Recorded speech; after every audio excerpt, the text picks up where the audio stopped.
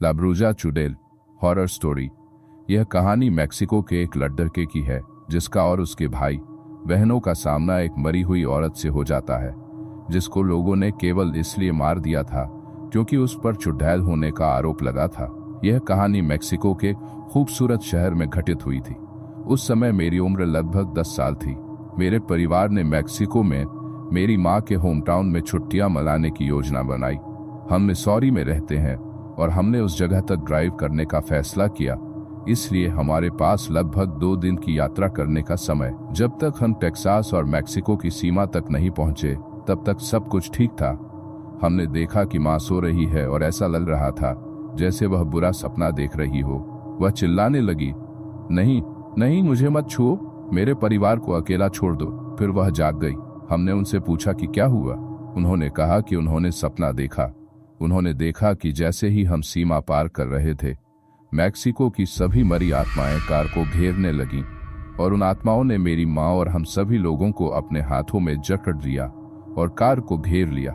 माँ ने कहा कि वे सैकड़ों आत्माएं थी और वे हमें अंदर आने से रोकने की कोशिश कर रही थी।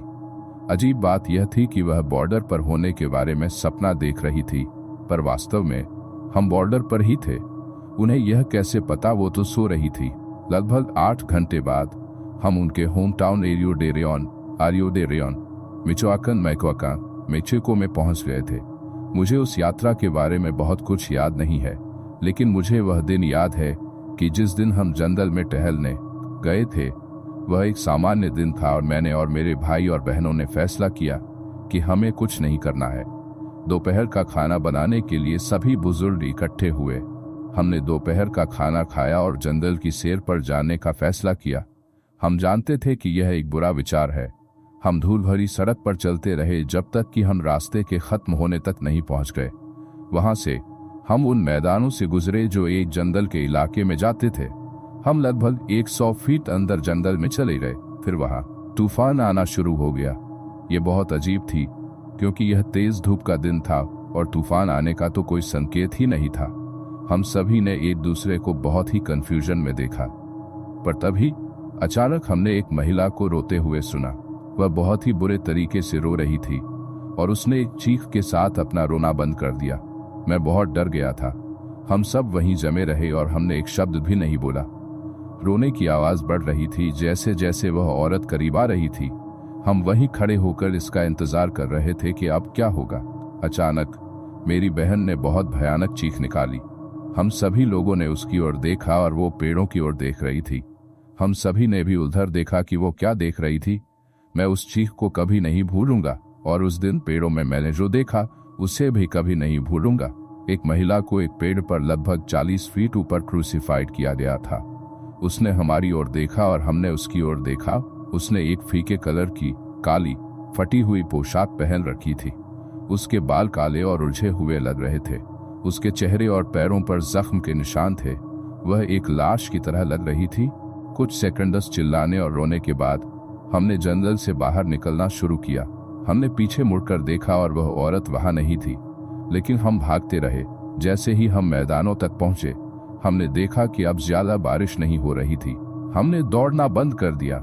हमें समझ नहीं आया कि अब बारिश क्यों नहीं हो रही है और ऐसा लग रहा है कि जैसे कभी बारिश हुई ही नहीं थी।